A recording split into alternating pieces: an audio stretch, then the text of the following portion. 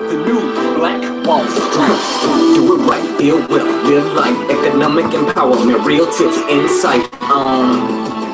The new Black Wall Street.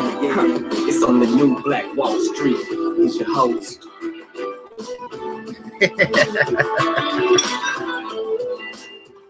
All right, my beautiful people, this is ERGJ, a certified financial educator, back here with the new Black Wall Street Book Club, and we are on our night shift. So hopefully you have a wonderful day as we start to move into the nightcap tonight, and we're going to be talking about how to turn your business idea from dream to reality. That's what we're going to be going through tonight. So hopefully you're ready to rock and roll and you got your notes. You're going to need your notes because we're trying to help you to be the entrepreneur or the entrepreneur and take you and become an entrepreneur. That's right. This is all about boss vest, investing in you so you can become your own boss. Fire your boss and become your own boss. Hey, tonight's episode brought to you by True Detergent. That's right, True Detergent, black-owned and manufactured right here in the Atlanta area. We're doing free delivery to your doorstep in Atlanta. You give us a call at 678-851-2400. That's 678-851-2400 to get your bottle of True. 101 ounces, $15. That's 15 cents per wash. Go ahead and make the switch. True Detergent. And we actually have a challenge coming up, guys. We're starting a True Challenge. So we're going to be working with you guys. Hope you guys are going to join in on this challenge where you can get you some True and you can actually make a donation. You can challenge some other people to do the same. We got to get this money up for this expansion drive. We are in the middle of a campaign so that True Detergent can actually expand their products. Again, they're black-owned, black manufactured. Black manufacturers, that is what you really need to know. They are a manufacturer. That's right. So that means that they're actually able to expand their products. They're expanding their operation. That means they're going to have to hire more people to help. That's going to get our brothers and sisters some jobs. That's going to get people that got to transport some jobs. That's going to give us more distributors some jobs and more opportunity to make a whole bunch of money. That's right. Whole bunch of opportunity to make a whole bunch of money. But it's got to start with us helping them so that they can help us. You help me, help them, and that's going to help us. So every bottle of True that I sell up until March 15th, I'm going to give 50% of my profits back into the True Expansion Drive. That's right. I'm practicing what I preach. I'm leading by example, and I just hope that you will follow right along so we can get this $100,000 that they need in order to bring fabric softener and fragrance-free detergent. True Detergent. Make the switch, but then also make a donation. That's right. Make a contribution to help this wonderful company become what they can be. And they can actually become the biggest African-American owned company in the world. They can go public, right? They can have some stock and all this stuff that can happen if the village would just get behind what they're doing right now. Anyway, we also got a couple things coming up. As far as what we do here at Club Miller, we got a stock market class for kids that's going to be going on Saturday. That's going to be for grades 4 through 9. So you want to go ahead and get signed up for that. Let your kids learn early what you learn late. And that's how to make their money work harder for them than they work for the money. And so many of us, we learn how to labor. We learn how to trade our time for dollars. Well, we're going to teach our kids how to trade money for money. That's right. It's an even exchange. I'm gonna put my money out. My money's gonna make more money for me. It's gonna make even more money because it can make money for me while I sleep. Next Tuesday, we got Snapchat IPO coming up as well. The investment session. So if you want to join in on that conversation, we're going to click that button there and get your seat. So we talk about Snapchat. We talk about the IPO process and what we're expecting to see when they actually do become officially public and allows us to be able to trade them or invest in them if we decide to do so. But anyway, I know you're not here for all of that. Just wanted to get my announcement, make sure we had some people here. You did your shares, you did your like. We can hop right into it. How to turn your business idea from dream to reality. Oh, we got some people here. Hey, what's going on? Anthony, Susan's in the building. Miss Renata McPhail's in the building. Hey, how you doing? Denise, what's going on? In the room? Yes, Darren's here tonight. And Velma Lewis is here. I know some other people coming. Go ahead and share. Go ahead and like. You need your notes. You need your notes. So we are going through the book, The Execution Pipeline. It's by Anthony Flynn. It's a Black author, and I absolutely love this book. It helped me guide me along the way. Whenever I come up with these new ideas, I kind of come back to this book and say, okay, what do I need to do next? What do I need to do next? So this is going to be a step-by-step guide to help you start. Hey, O'Dare, what's going on? To help you start your business this year. All right, so you got your notes. Everybody got look, listen what we're doing. We are using this platform called social media to teach one another. Each one teach one is what we say, right? Well, we're doing it right now. That's right.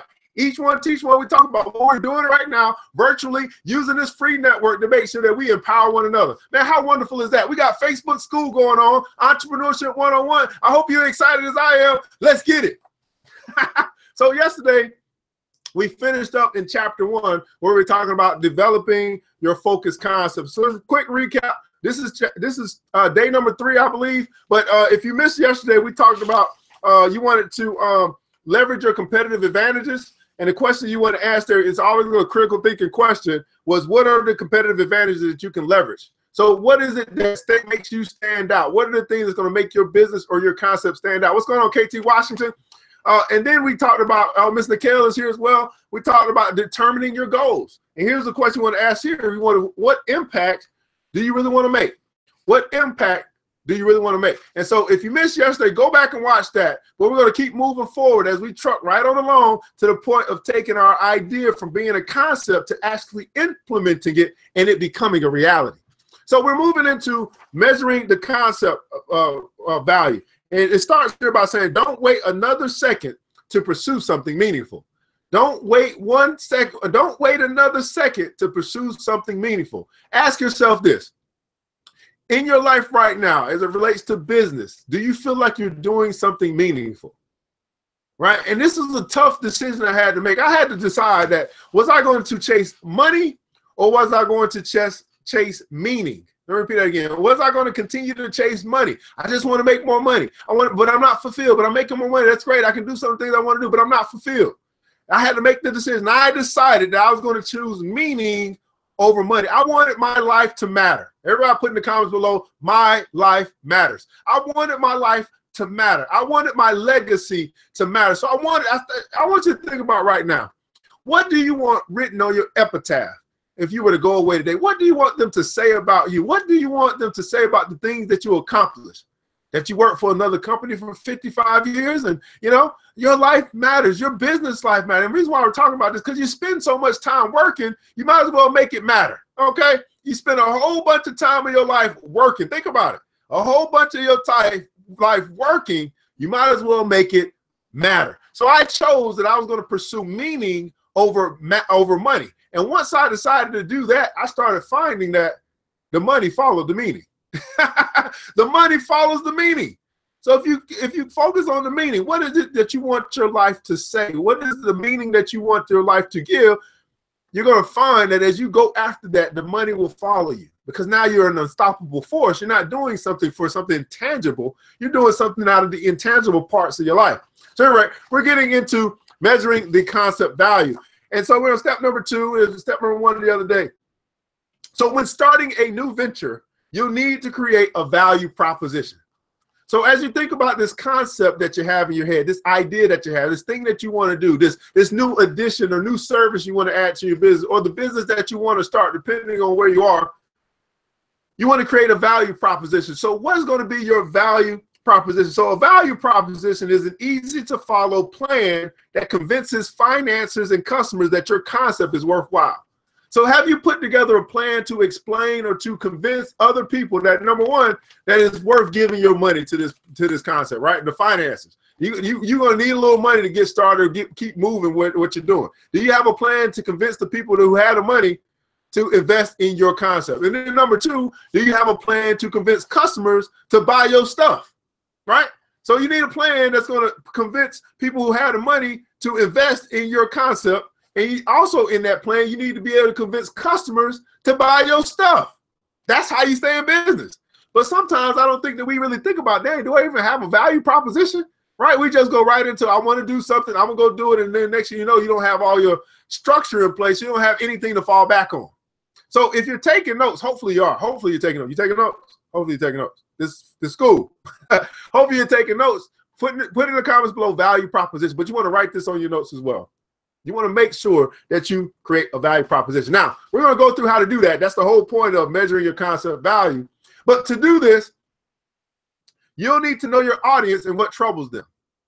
Once you know the issues, you need to determine whether your concept resolves these issues. So it's all about solving a problem. Does your audience have a problem? Yes. Okay. Now, do you know what that problem is?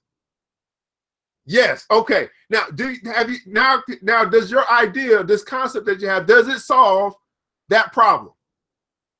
No, not really. What do we got a problem here, right? So one, you need to know what the problem, you need to know that they have a problem. You need to know what that problem is, and you need to make sure that your concept solves the problem. It's really just that simple. What problem are you solving?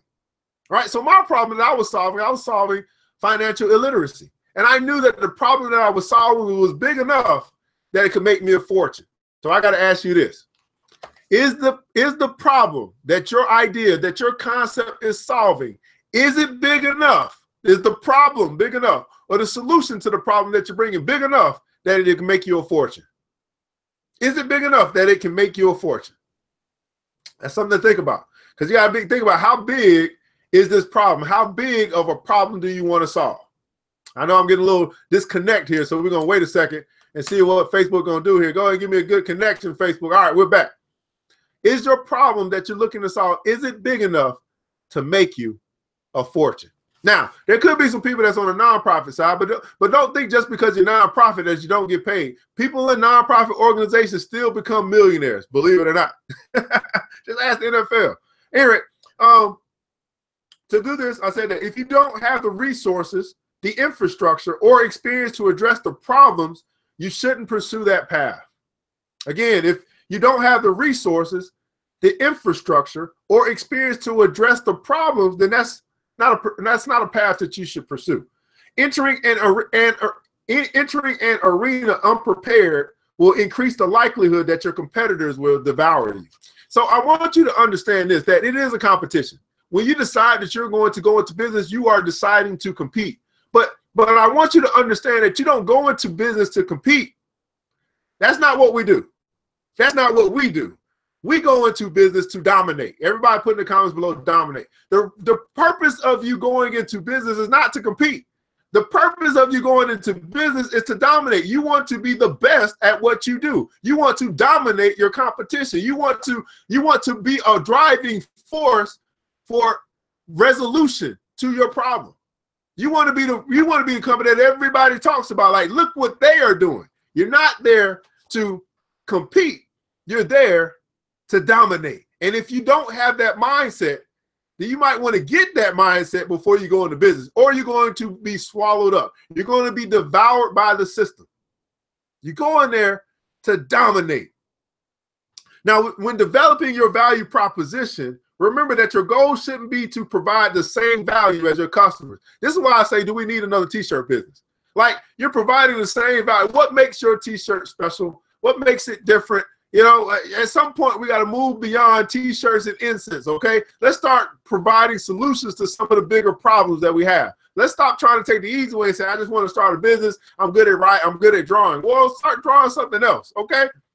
Anyway, when developing your value proposition, remember that your goal shouldn't be to provide the same value as your competitors. You should provide more value. Your value proposition is meant to persuade your audience to choose your concept over your competitors. With that goal in mind,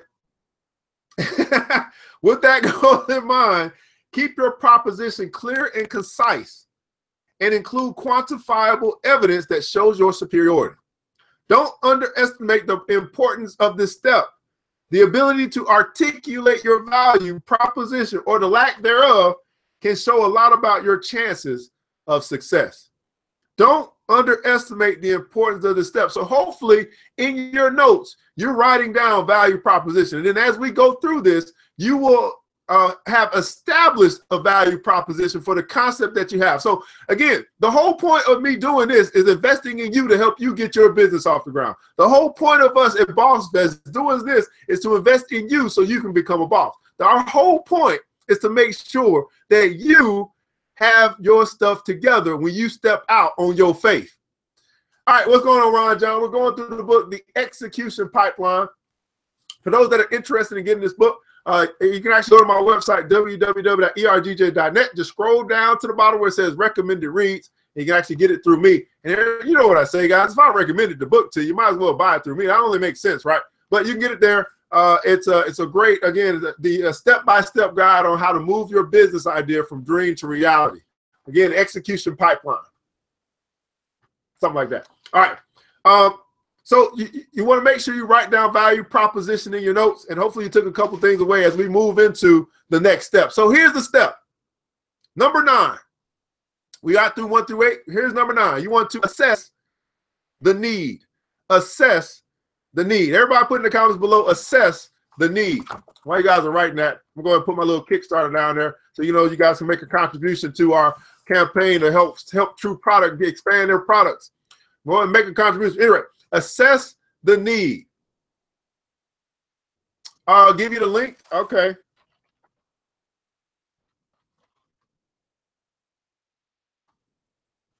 There you go. That's my website there, and then you just scroll down to the bottom. Assess the need. He said access the need. Assess, A-S-S, not asset. Assess. You guys are playing with me, right? You guys are playing with me. Assess the need. All right. So when determining your concept value, you have to consider whether another product or service already solves the problem you're concentrating on. Let's start that again. When determining your concept's value, the first thing you want to consider is who else is doing what I want to do? Who else is solving this problem? What else is solving this problem? There's something out there already. So whether another product or service already solves the problem you're concentrating on. Now, consumers already have a million options to choose from when making a purchase. The last thing you want to do is confuse the market more by making it 1,000,001. If a similar concept exists, okay, if a similar concept already exists, your one chance to chip away at market share is to grow such an outstanding business that customers default to your brand. Everybody put in the words, my brand. What does your brand say about your business? What do you as a brand say about your brand? See, many guys don't understand is that even before you start a business, you are already a brand. You know, the way in which you operate at your current job, it shows a lot about your brand. If you're a person that just can't seem to make it to work on time, that says a lot about your brand. So when you go and step out on faith and you want to start this project, people are going to be like, well, look at your character. Like, why do I want to do business with somebody who I know can't make it to work on time, who I know can't make a meeting or business meeting on time, who I know is going to be late to this business luncheon that we're trying to close this $1 million deal? That's not the person I want to do business with. What does your brand already say about you? Fix your brand. That's right. That's right. Fix your brand. Write that in your notes. All right. So if a similar concept exists, your one chance to chip away at market share is to grow such an outstanding business that consumers default to your brand. However, in order for that to happen, you have to offer unquestionable value. You have to offer unquestionable value. So for example, we got Club Millie, right? And with Club Millie, we're offering unquestionable value. That's why people are joining, because they're seeing unquestionable value. When they think about, this is all I'm paying to get all of this, look at the value that I get for the price that I'm paying. Here's a quote for you. Warren Buffett says this: price is what you pay. And everybody write this down. Write this down in your notes. Write this down in the comments below. Price is what you pay. Value is what you get. Price is what you pay. Value is what you get.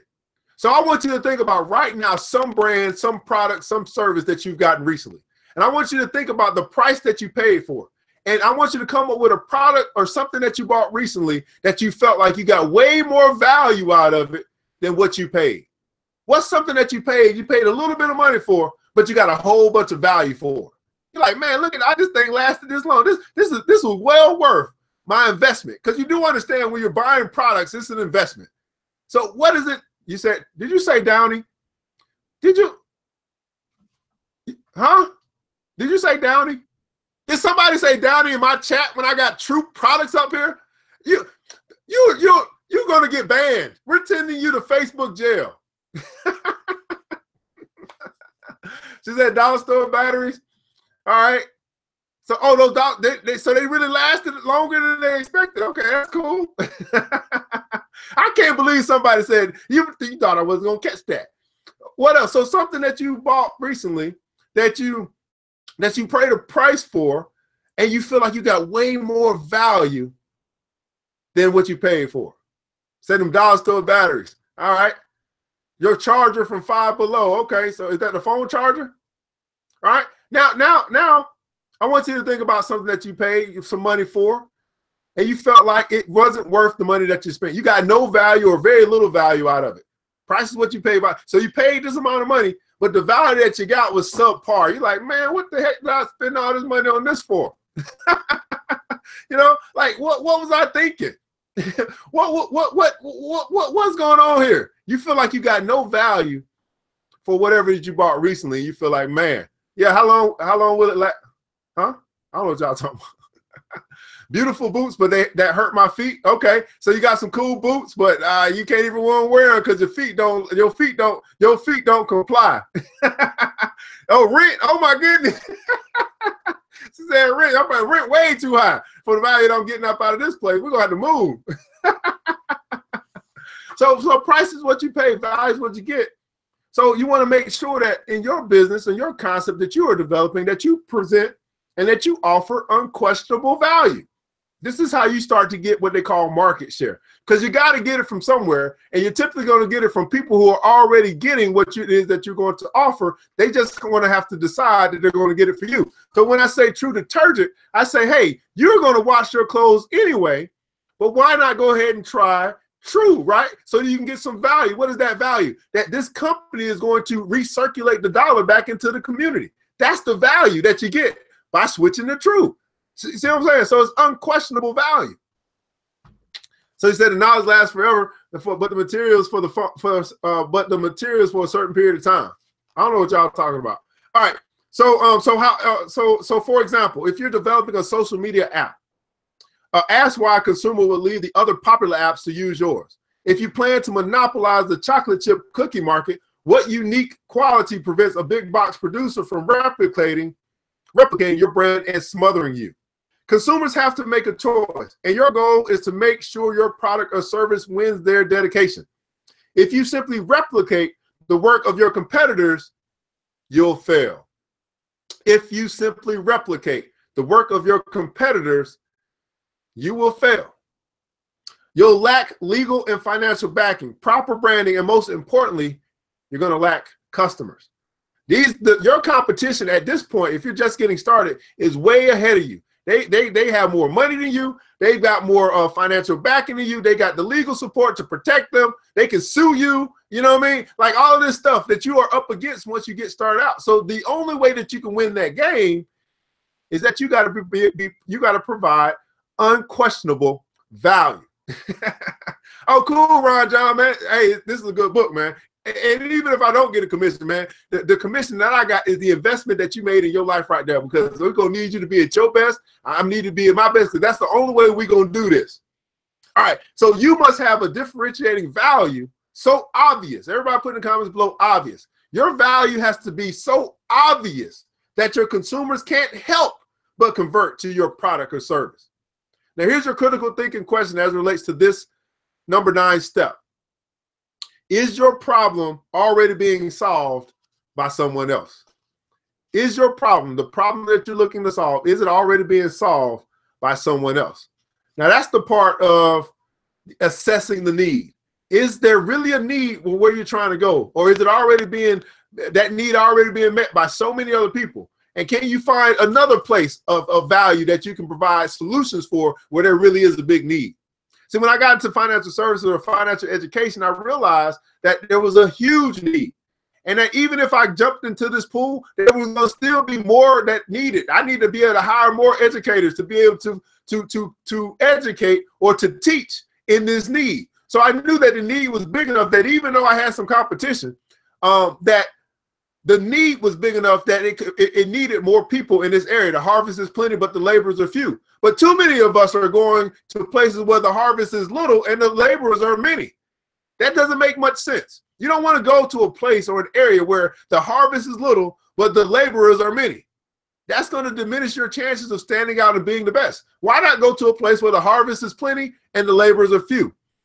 You guys read that scripture all the time if you read your Bible, and or if you read a Bible, or you go to church or whatever. But the point is, it's in there for a reason. The harvest is plenty, but the laborers are few. So the few laborers who are willing to work, they're going to be able to reap from the harvest.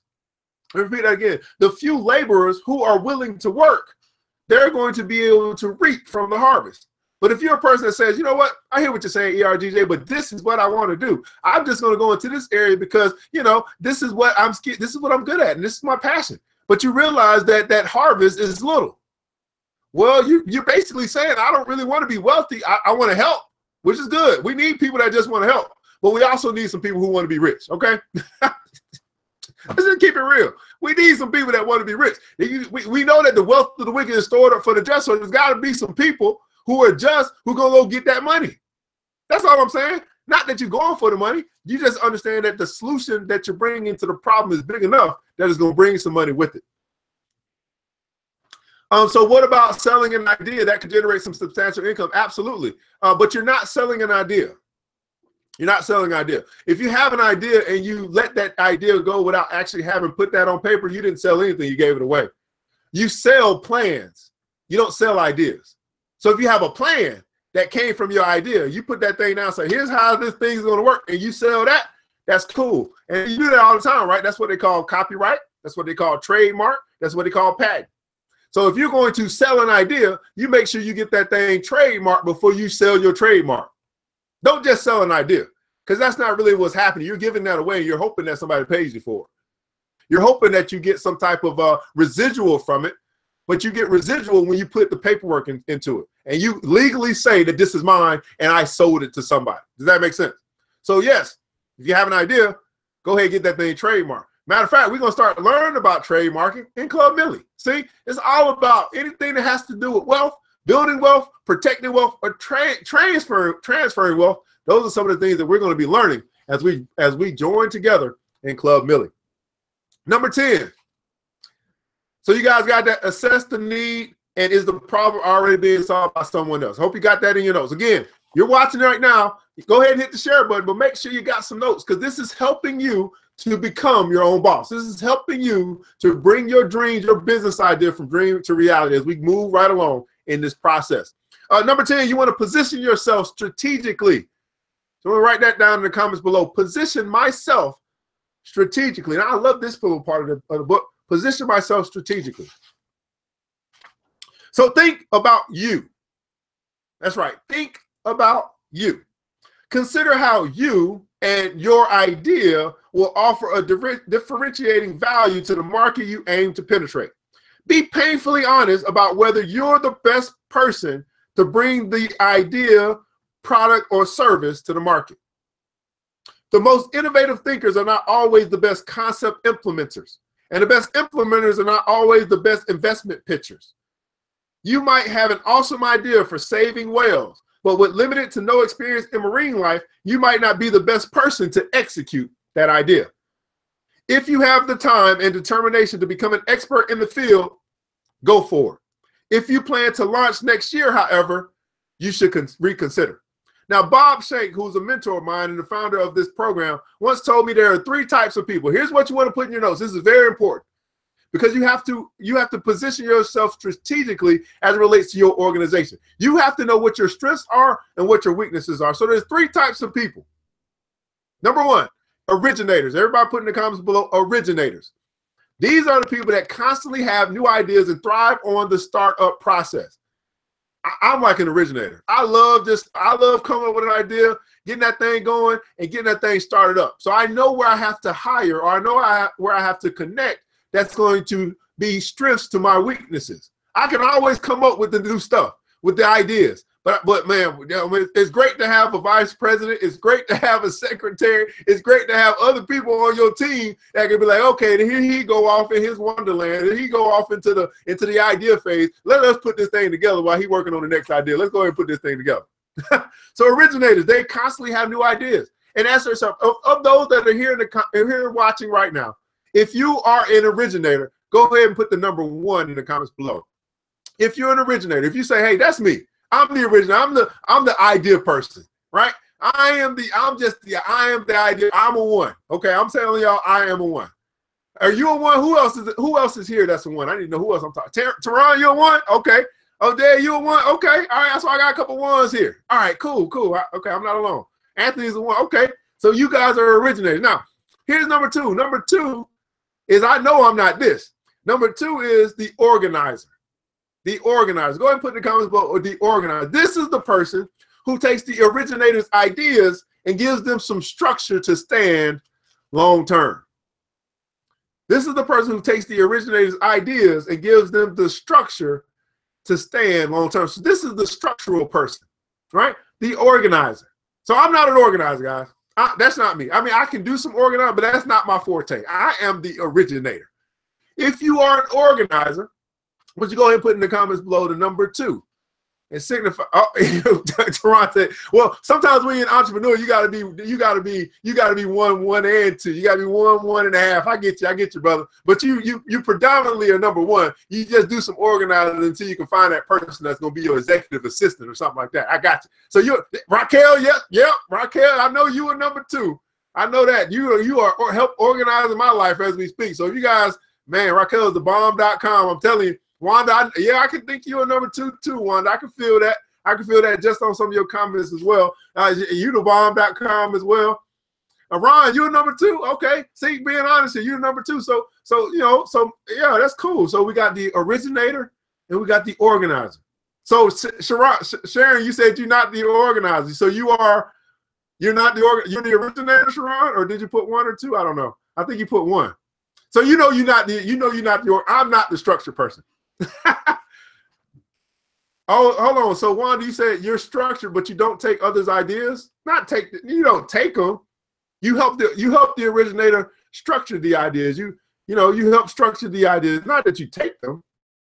But anyway, then number 3, you have the operators. Okay, the operators, they guide concepts once they're established and are ready to be institutionalized. So in other words, the operator is more like your manager or your supervisor of the organization, right? You have the originator who came up with the idea. You have the organizer who actually organized the idea, and then you have the operator who executes the idea.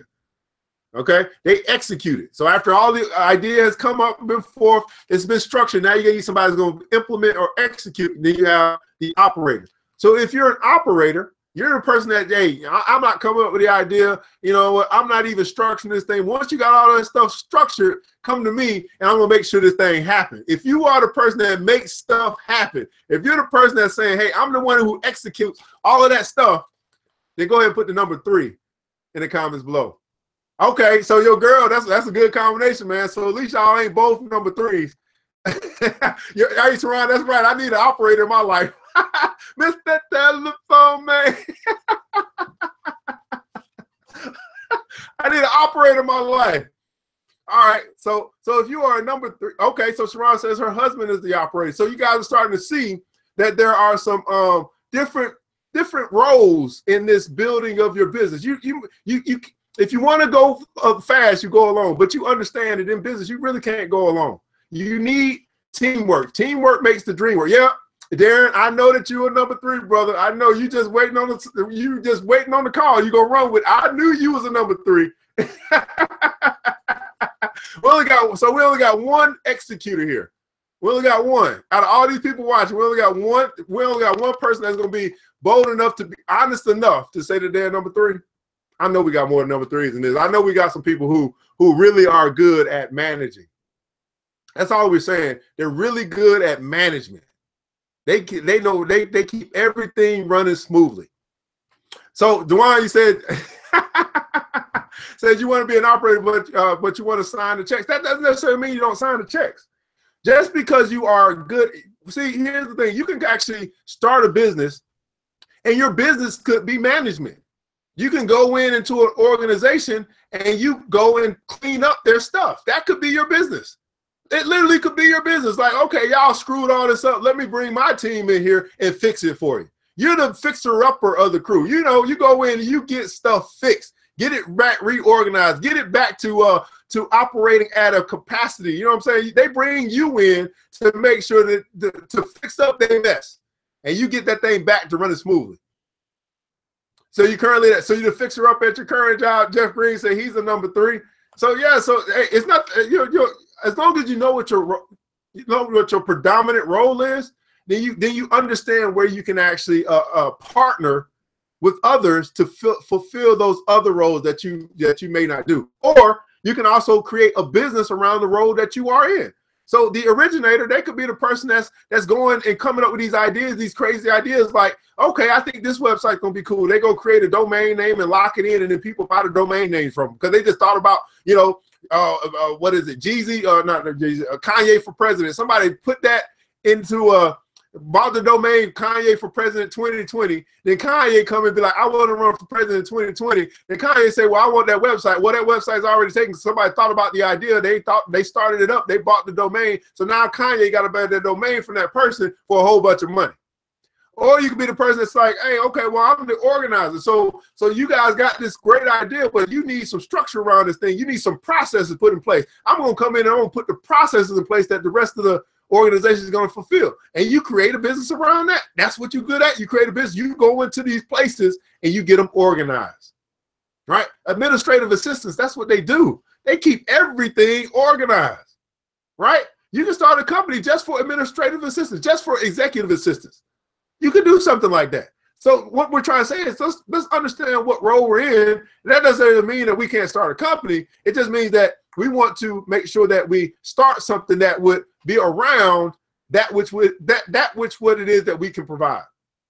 So Ron John says he's a supervisor at work. Now here's the thing, Ron. We understand that some people are supervisors who don't really need to be supervisors, right?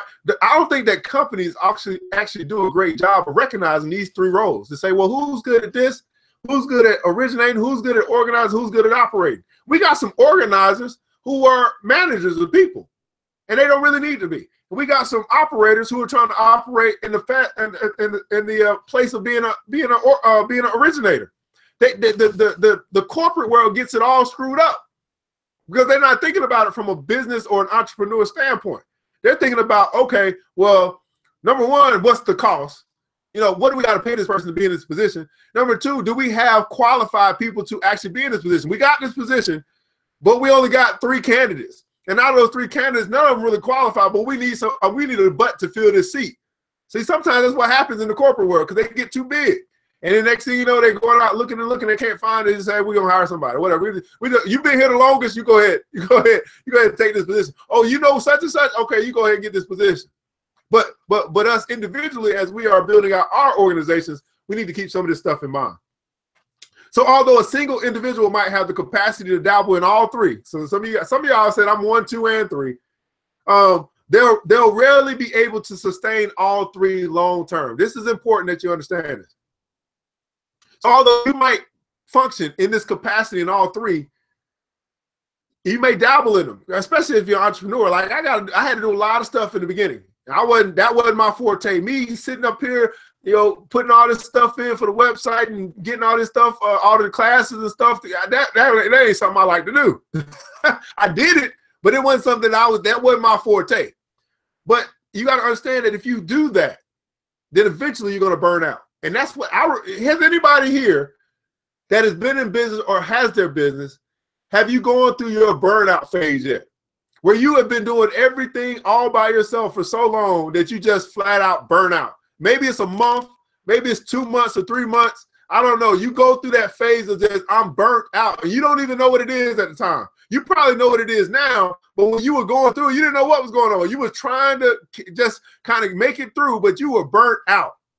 How many guys have been through that? How many guys say, I've been through that? And you want to see, this is the part about entrepreneurship that they don't talk to you about, right? They always say all the good stuff. They don't tell you about this burnout phase. And I wish I could put it into good words for you. But when you go through this phase, man, it is, I can't even think of the word, but it's taxing. It is very taxing because you know that if you don't go to work, you don't get paid. You know that if you don't put in the labor, you won't have any profit. You don't have a check that's coming, right? Unless you put in some work. But you are burnt out.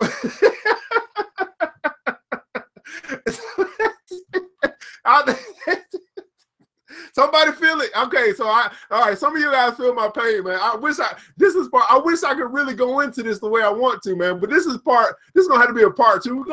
Some of y'all, we're gonna have to get together and we're going to have to talk about the burnout, especially for these entrepreneurs and these new entrepreneurs. For those that have been in business, we're going to have to put something together where we talk about the burnout, where we actually talk about some of the things that we had to overcome to be successful. Because I think too often we share our great testimonies, we share the success, but not often do we share the testimony. I'm going somewhere tonight.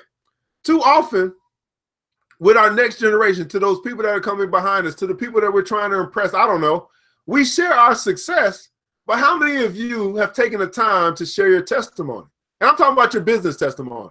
I'm talking about the stuff that you really had to go through, the sacrifices, the decisions that you had to make, the people that you had to cut off, the moving back into your mom's house, or the taking an extra job, or the no sleep for 2 weeks, something like that. How many of you guys have actually been sharing your testimony?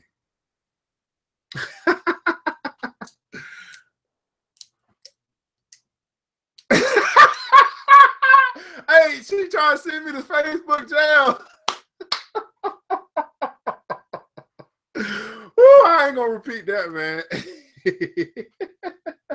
All right, so you'll need to be honest with yourself, okay? And find a category in which you fit best. You might want to ask some friends or mentors which category they see you in. That's my girl, Dwan, man. Dwan is in the building. All right, you'll need to be honest with yourself and find a category in which you fit best. You might want to ask some friends or mentors which category they see you in. You would rather be brutally honest now than to launch your idea and see it fall apart later. Determine if you are the best leader for the job. Now, here's the question, the critical thinking question that you want to answer as it relates to today.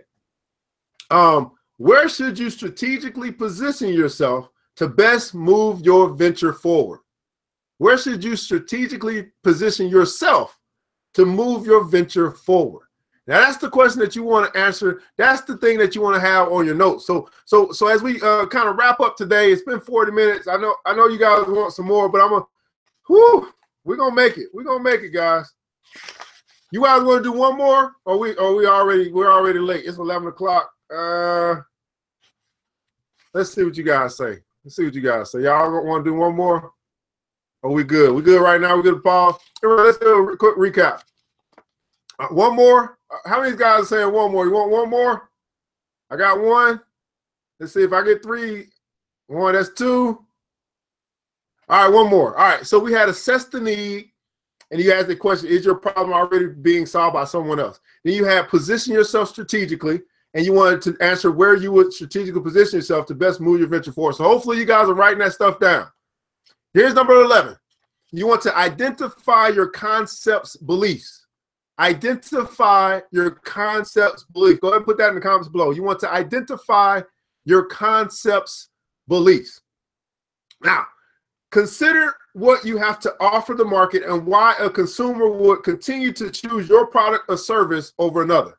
Again, consider what you got to offer and to the market, and ask yourself why, and understand why a consumer would continue to choose. This is important. We don't want to be focused on why they would buy. We want to be focused on why they will continue to buy. All right. Not just why they will buy. That's a client. That's a customer. We actually want clients. We want people that continue to buy over and over again. So if you buy True Detergent, right? I don't want you to just buy like, oh, I tried it. I want to make sure that when you go out, it's time for you to get detergent again, you think about ERGJ, right? Not just True. I don't want you to think about True. No. I want you to think about ERGJ, because then that means you're going to call me so you can get your detergent, right? But I don't want you to just get it once, say I tried it, and then you forget about ERGJ. I'm not going to allow you to forget about ERGJ. You see what I'm saying? So I'm putting myself in position strategically so that when you think about detergent, you now think about your boy. You want to identify your concept's benefits. Now, you will need a comprehensive understanding of your competitive advantage and your competition's disadvantage. Healthy competition will empower you to compare your strengths and weaknesses to others. However, it is important to keep in mind that you don't want to spread bad publicity about your competitor in order to capture a share of the market. If a company's leadership has ethical flaws, consumers might wonder if the product or service has quality flaws. On the other hand, if a product or service has high quality, the odds of generating customer loyalty from consumers strengthens. Ultimately, market share sales will offer all the evidence you need. Market share sales will offer all the evidence that you need. I know, hey, you know what, KT, that's coming down the pike. Here's the deal. If we can get this up and running, right, and we can get this to the place of the distribution that we want to get to, then that's going to open us up to be able to provide the other products and services that our other brothers and sisters actually do manufacture. And now we're talking about a big global empire. That's why it's so big. It's not just about the laundry detergent. It's about the other things that we can do together and actually profit from together. If we just help one, if we start with one, right, we can then move in advance to that much more. Some of you guys see it, some of you guys don't. I can't help you. I'm just letting you know that this is going to be big time. And if anybody knows me, they know that if you know me, you know me. Okay, let's put it that way. All right. So FedEx offers an example of healthy competition, right? They focus on the timeliness of their deliveries without disparaging their competitors. FedEx doesn't just ship goods, they sell convenience. Again, FedEx doesn't just ship goods, they sell convenience. So here is the question that you have for that. Well, they actually are, our campaign is to create a fragrance-free detergent, right? So this is a detergent that's good for most people. If you have like sensitive skin, some people have sensitive skin, our clear detergent, which is going to be fragrance-free, is going to be good for you. That's what we're trying to create next. So so if you are, if you are like super allergic, super allergies, you're probably going to need to wait on the free, the clear true that's coming out. But this is halal certified, so it doesn't have any alcohol in the fragrance. It doesn't have any animal products in the fragrance in this bottle either. But I'm not quite sure, what type of skin type stuff you have going on. So here's my question to you guys, because many of you guys need to understand what you sell. That's right. What is it that you sell? So just because you have a product, or just because you have a service, or as you're thinking about this concept that you are looking to create, answer this: what are you selling? What are you selling? Right. So when I think about teaching people about money, right? What am I selling? Am I selling them education? No, I'm not selling them education. What I'm selling them is financial freedom, right? But if I go into the mind that I'm thinking that I'm selling them in education, then that's not going to be a huge benefit for them. What I'm selling them is freedom. And so what they were saying here is that FedEx, they're not selling shipping. They're not selling just transportation. They're selling convenience. So as you think about your idea, as you think about the concept that you're looking to bring, what are you selling? You go ahead and put that in the comments below. If you don't know, then that's what you want to take away from your notes. What am I selling? Or in other words, instead of saying, what am I selling? Ask yourself, what are they buying? What is your customer really buying? Because at the end of the day, they can choose any detergent that they want, right? So what am I selling? I am selling group economics. I am selling building the Black Wall Street. I'm not selling detergent. I'm selling a community. You know what I'm saying? I'm selling building. I'm selling redevelopment. I'm selling stop gentrification. That's what I'm selling. They just happen to be doing it by buying some detergent. So what are you selling, or what are they buying? So I am what I'm called an originator. So how do I position myself to be valuable? What are some of your thoughts? Well, again, that goes back to you are the person that can actually come in and spark new ideas into a corporation. So as an originator, I would be the person that say, you know what? I see. So Teron, you have this business that I see, right? And maybe you're having a problem with sales, right? You're like, man, I got this idea. I got this this thing going on, but I just need a little help. So as the originator, you could come in and say, oh, I'm going to give you a little coaching, because what you're going to be doing is help to do what they call refined ideas. Go ahead and put in the comments below refined ideas. So what you're selling is a service to help them boost their sales. And the way in which you're able to help them boost their sales, you're bringing fresh ideas as you look at their model to say, okay, here's some things that you can tweak. Here's some things that you might want to consider doing. Here's some things you need to do with your marketing. Here's some things that you might want to do with your product or service so that you can sell more stuff. You might look at what they're doing on social media and you say, man, look what you're doing. But have you ever thought about this? Look at what's going on into social media world. You're still doing digital marketing, but everybody else is doing live marketing. Let's go ahead and do some live marketing.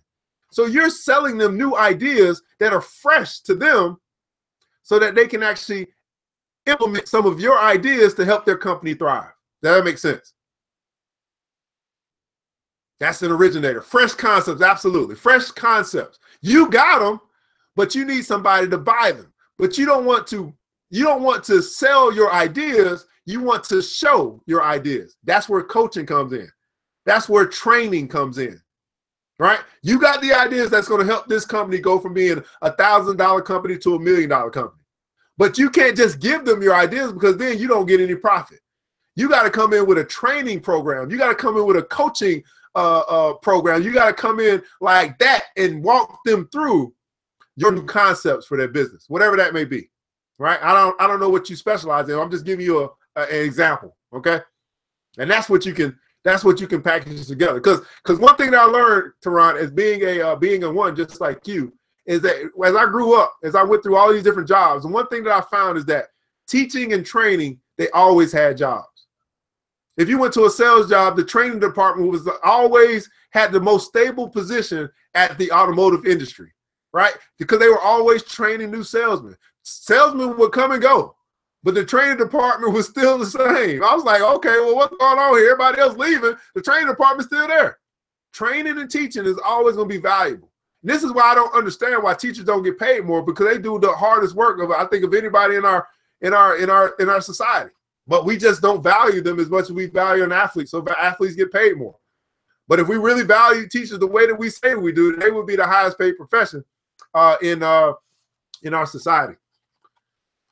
All right, so Adair said, I pitched a new idea to a few Vonnet CEOs earlier today and made them send me a partner. That's what I'm talking about. Yeah, this is why I love the village, man. Look at this. We are doing stuff. Hey, if y'all gonna talk to me, y'all gonna get some of my ideas, I'm gonna need you to sign a non-compete clause. I'm gonna need you to sign a partnership agreement. Yeah, that's what I'm talking about. Adair's in the building.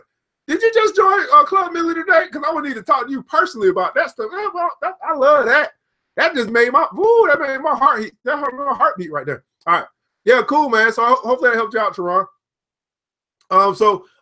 Where was that? So they market this differentiating advantage with a formula that you can imitate. They, your competitor, do X, but we, your brand, do X better. Or they do X, but we do Y. They do X, but we do Y. And they do that, but we do it better. That's what that competitive advantage, that differentiating advantage does, that FedEx has put together, and you can actually imitate it. So when you think about other people that are, or other organizations that are already doing or trying to solve the problem that you solve, here's what I did.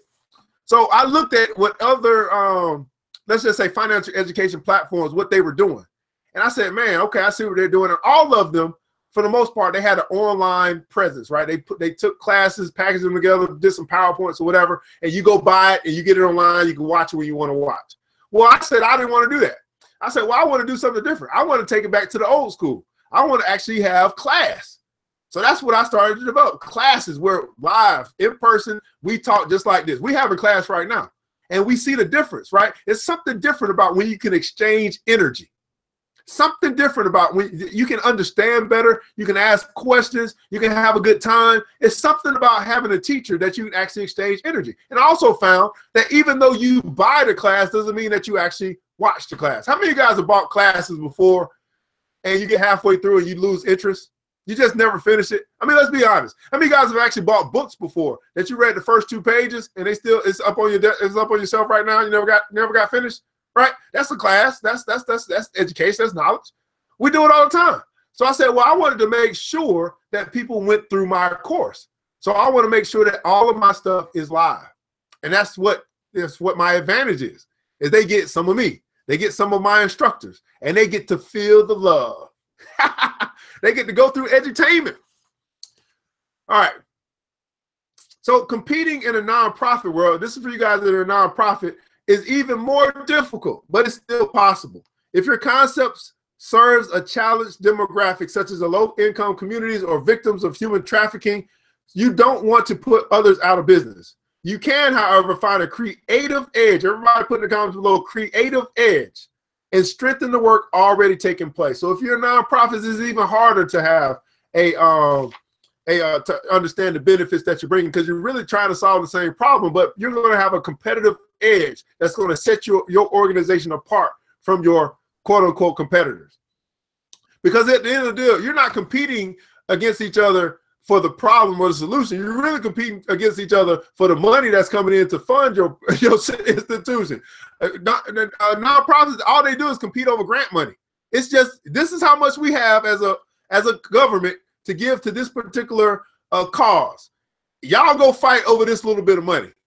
That's what you're competing over. You're not competing over whether you can solve this problem better than me. All you're doing is competing over the money that's available from the government through these grants or wherever they come from, right? That's what you're competing over. You're not competing over who you're helping, who you're serving. You're competing over the dollars that come in to fund your mission. All right, so you can set yourself apart from your competition and still maintain your integrity. Begin with the end in mind. Begin with the end in mind. Then think about how your idea offers a new and improved solution for your consumers' problems. Begin with the end in mind. This is a problem I think that many entrepreneurs have, and especially when you're structuring your business. When you're structuring your business, when you're getting started, when you're saying, hey, here's what I want to do, you have to think about the end in mind. Why?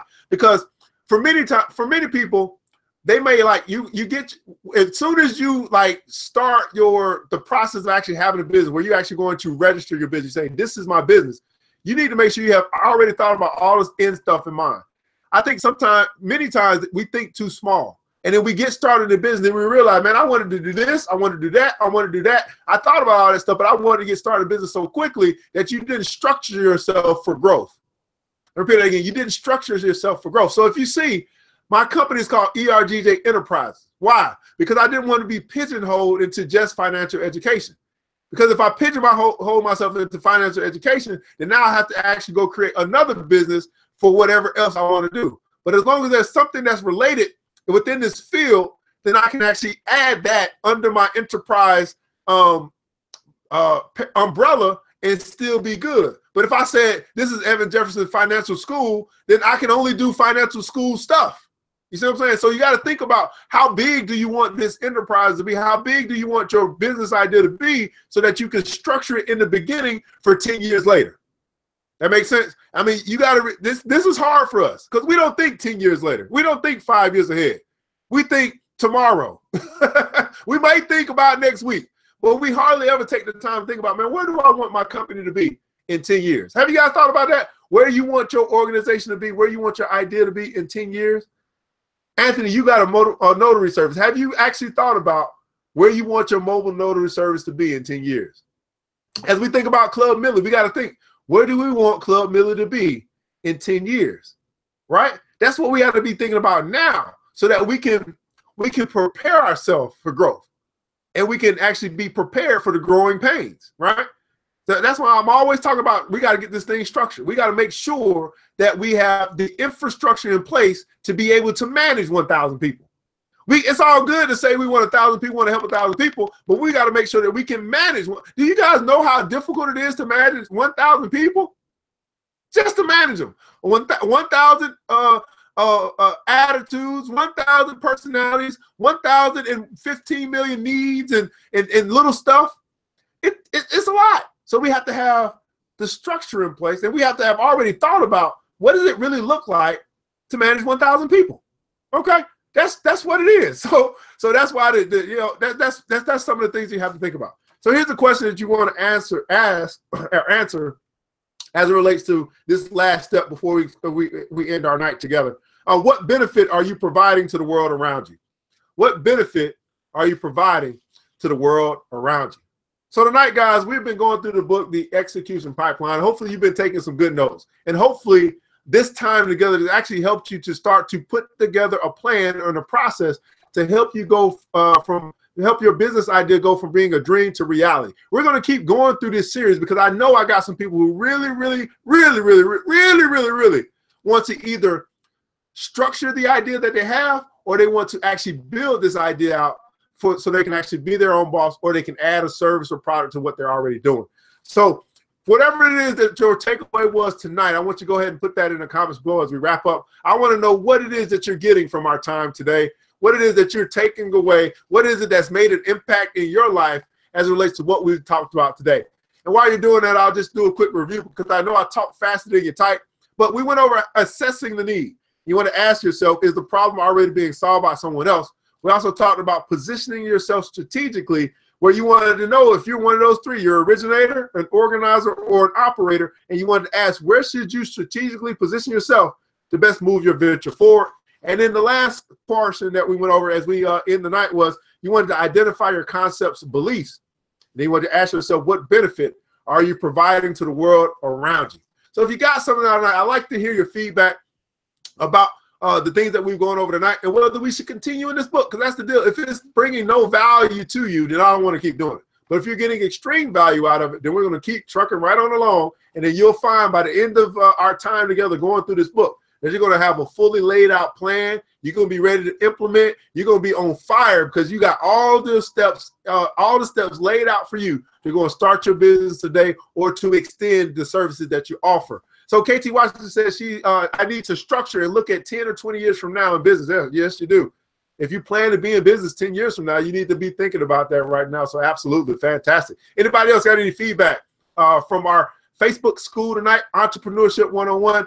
What else do you got? While you're doing that, I'll go ahead and get my credits in for you while you guys are typing.